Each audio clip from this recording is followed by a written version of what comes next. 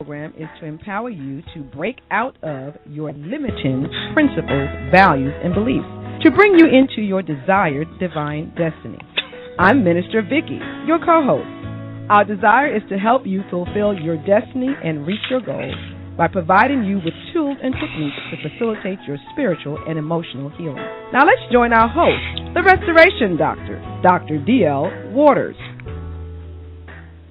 We thank you for being with us. Welcome. Blog Talk Radio today. I'm excited about the program for this day.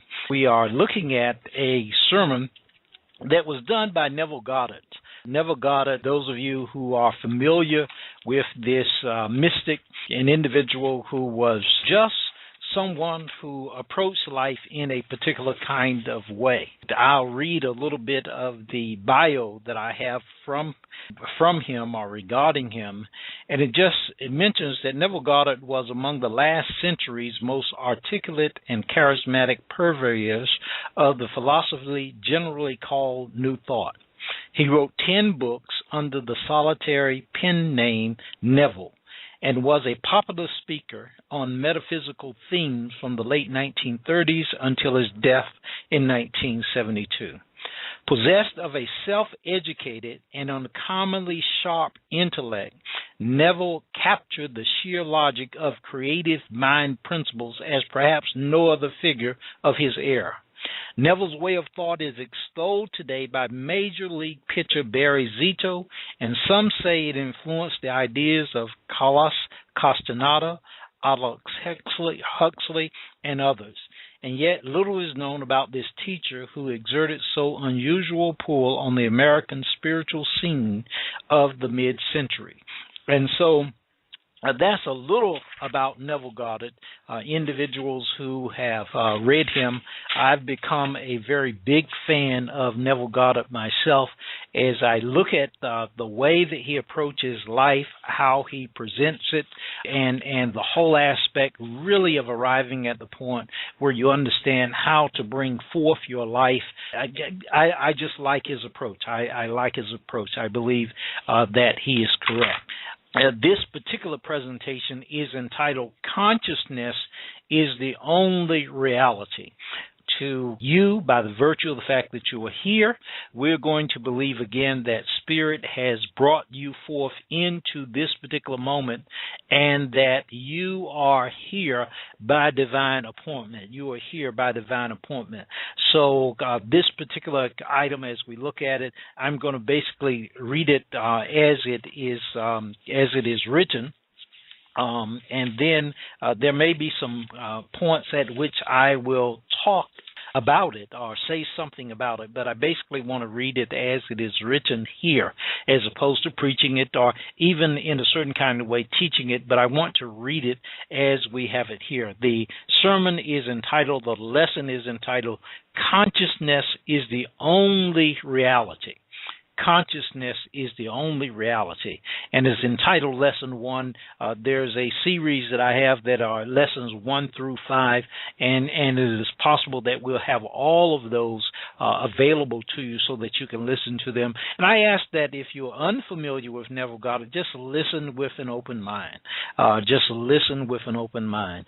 Indeed, in order to process something into you or bring it into you for you to consider it, you have to take it into your mind, take it into your conscious thought, really is the way to bring it in. But bring it into your mind, either your conscious or your subconscious mind. So many times individuals are actually functioning on a subconscious level.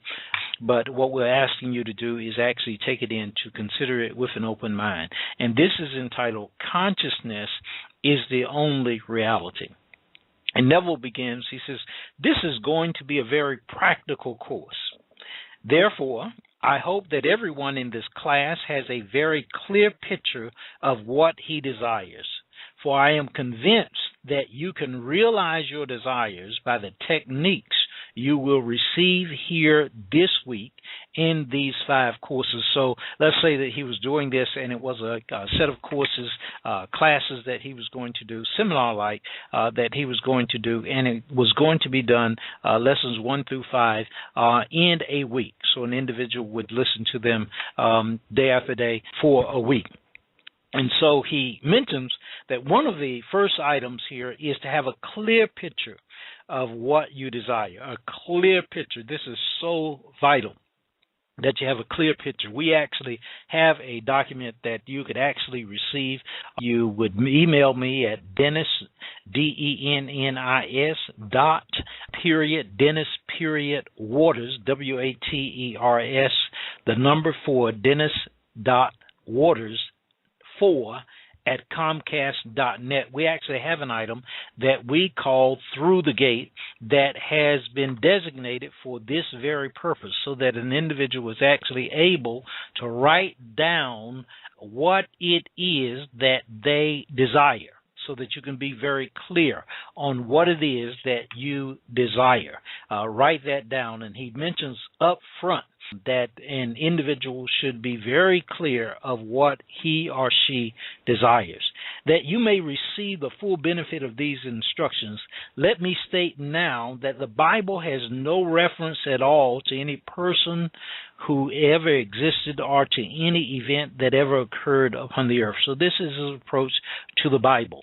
Again, when we consider the Bible in this day and time, it is vital that we understand that in order to just consider the Bible, no matter what part of the Bible, you actually have to take it in and then actually create the individual in your mind that is being talked about. And so what Neville was talking about is really the aspect that in order to apply the Bible, whatever the character is in the Bible that is being talked about, in order for it to benefit you, in order for it to benefit me, we must bring that individual into ourselves and actually see ourselves in that role, in that mindset, with that understanding, whatever it may be. It is the same thing, really, that when you're watching a good movie or whatever, you actually identify with one of the characters, or at least one of the characters in the movie itself. And so Neville is here talking about that in order to actually receive a full benefit of these instructions, he states that his approach to it is that the Bible has no reference at all to any person who ever existed or to any event that ever occurred upon earth. The ancient storytellers were, with his continuing with his item, the ancient storytellers were not writing history, but an allegorical picture lesson of certain basic principles which they clothed in the garb of history, and they adapted their stories to the limited capacities of a most uncritical and credulous people. Throughout the centuries, we have mistakenly taken personifications for persons, allegory for history, the vehicle that conveyed the instruction for the instruction, and the gross first sense for the ultimate sense intended. We sometimes talk of this, of receiving something in spirit. We must move into this realm of spirit. And in spirit, there's no time. There's no time. Past, present, and future. There's no time in the realm of spirit. And this is what Neville is talking about. It is always now. The difference, he continues, between the form of the Bible and its substance is as great as the difference between a grain of corn and the life germ within that grain. As our assimilative organs discriminate between food that can be built into our system and food that must be discarded, so do our awakened intuitive faculties discover beneath the allegory and parable the psychological life germ of the Bible. And feeding on this, we too cast off the form which conveyed the message. So he's given an illustration in regard to this. Again, this was a man who had a very astute mind. Let me say it in regard to that. His intuitive faculties were really, really working, and he's moving us into this aspect of the application of the Bible. the application of the Bible, so that it is of beneficial benefit to us. It is of benefit to us. It is beneficial to you, to me. And so he says that beneath the story, there is something to be gleaned. Beneath the story, there is something to be gleaned.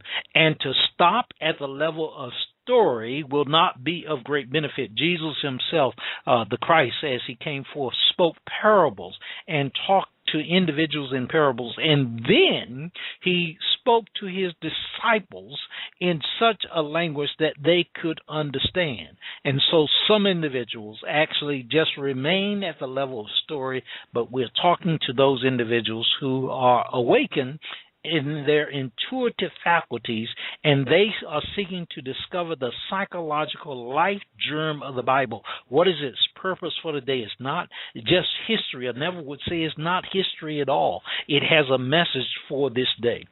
He says the argument continues. He says the argument against the historicity of the Bible is too lengthy. Consequently, it is not suitable for inclusion in this practical psychological interpretation of its stories. Therefore, I will waste no time in trying to convince you that the Bible is not an historical fact.